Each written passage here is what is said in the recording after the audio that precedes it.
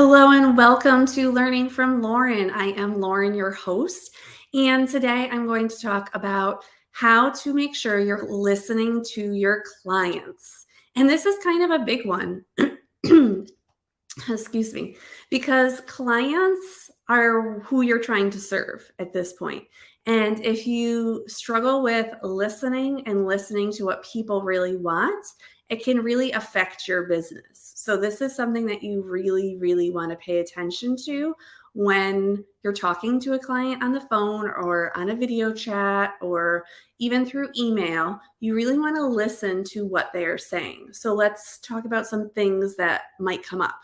If you're new here, I am Lauren. I'm a travel advisor and a teacher of over 21 years. When I became a travel agent, I thought, wow, there is not a lot of information out here for people if you're new to becoming a travel agent. There's a lot of travel agency owners out there talking, but not a lot of travel agents. So I am here to help guide you, answer questions, and help improve your business so that you can skyrocket into the travel agent that you want to become. So, when you're talking to clients on the phone, maybe it's the first time you're talking, what kind of trip do they want? It's super important to listen. And that might mean that you're not interrupting them and you're just letting them talk. You might ask a question and then that's it. And then you're just listening and taking notes. It's really important that you're not constantly interrupting them when they talk, because the point is they're trying to get out their information and you don't want to keep interrupting them like you're not listening or that you don't understand everything that they're saying. Constantly interrupting means you don't understand what your client is saying and just gives off a bad first vibe. So what you want to do is you want to have your list of questions in front of you, and just know I have a list of questions in front of me all the time that I am going to ask people, and I might ask 5 of them total, and I have about 30 of them. If you are in the Learning for Lauren course, you know I have all the questions that you could ask in a discovery call when you're first getting a client. And these questions you can use. It doesn't mean you have to ask every single question. Sometimes that would mean that you're on the phone for 2.5 hours and you don't need to. What you need to do is understand what kind of trip these people want and the budget that they're looking for. Those are the 2 things that you're really looking for. What kind of trip do these people want and what is their budget for it? From there, then it's kind of your creative design based on what you heard along the way. A lot of times I do a lot of Disney World and a lot of Universal. I ask, what did you like in the past? Where did you stay in the past? What happened in the past that you liked or didn't like, so that we can improve it? But you can do that with any vacation. Like, what was the last vacation you really enjoyed? What is it about that vacation that made you enjoy it so much? Was it because you could relax and there wasn't Wi-Fi, so you couldn't be connected? Was it that everything was all inclusive and that you paid one price and then it was all done and you didn't have to worry about paying again? Was it that your accommodations allowed the parents to be in one room and the kids to be in another room so you could have your kid decompression time in the day? Those are the types of things you need to know. And you need to know that different types of clients are going to have different needs. People who don't have kids aren't going to be the same than people that have kids. They're going to have different wants and needs when they're going on vacation. So you have to kind of understand that. And those are the types of questions you're going to ask. And those are the types that when you have your form that people are filling out, if you have that information ahead of time, you might be like, okay, these people have kids. So I want to ask them how much they spend, maybe time with their kids. Do they need a break from their kids? Are they looking for accommodations where their kids are kind of in another room, or that the parents can shut the door so that they are separated from the kids? Or these people don't have kids. I wonder if they care about having the most lavish accommodations, or do they want, whatever the cheapest thing is on this trip? So listening to your client is very important. And if they're saying things like, I don't understand, or I'm so confused, I just don't understand what this is, you want to make a note of that. And you don't have to make a note of it to answer that question immediately, but maybe in a follow-up email, you might say that, or maybe you could say, oh, you know what? I have this video on that. You should check it out and see if that helps clear up some information. Or you can even quickly answer the question right then and there. I work with a lot of Disney World clients. There's a lot of complicating factors in Disney World. So I often get a lot of questions about specific things at Disney World that are much longer than a, one sentence answer. So you really want to take note if your clients are struggling. Are they struggling with technology? Is it the signing in? Is it doing something? What is it that is the issue? You really want to focus on what it is that they're not understanding to better help them.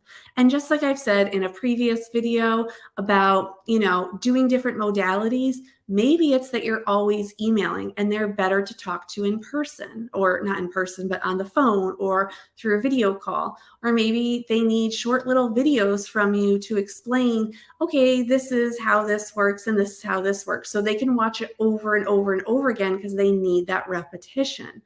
I am a special ed teacher at heart, so I do understand how people learn.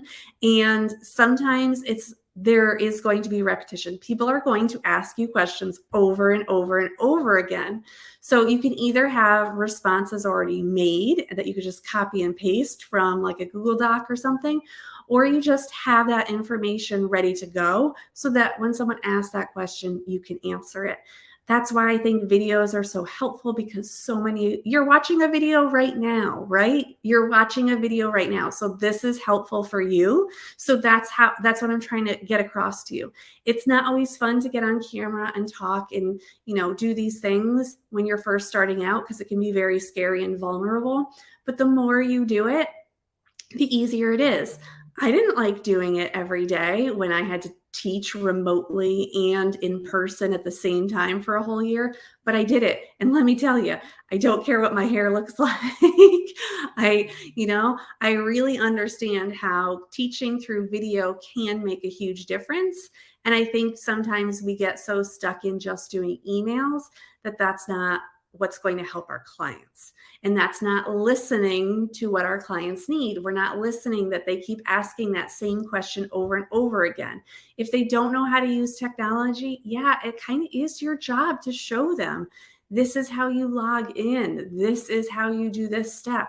And that's why videos are so helpful, because I might show someone how to log into some app that they need for their vacation, but they might need that over and over again because I do it every day, but they don't.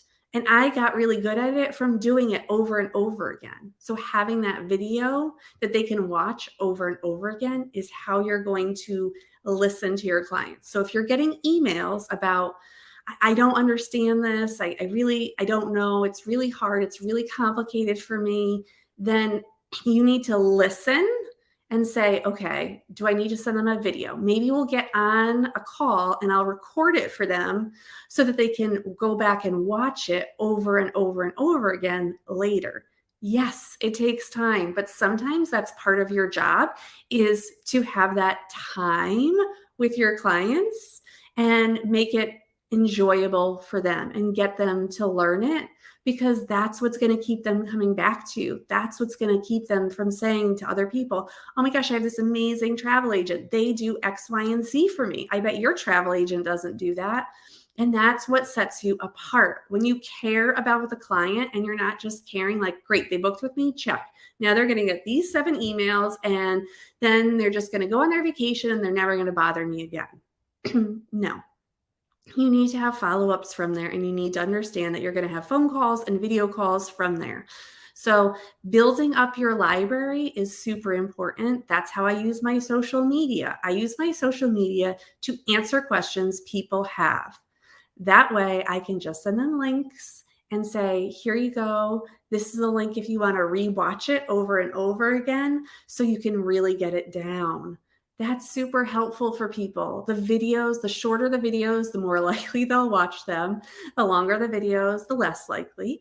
But it's super, super helpful to have those different ways that you can show people how they can get that information. So when you're listening to your client, you're listening where they're struggling and trying to find different ways to help them. Okay, that is it for this show. Again, I have a bunch of resources below if you are interested. If you're new to becoming a travel agent, I do have a course. It's to help you slingshot into becoming a travel agent so much quicker, so much faster, and start making that income so that you can be successful. So you could check that out below. I also have free resources if you are interested, and I will see you next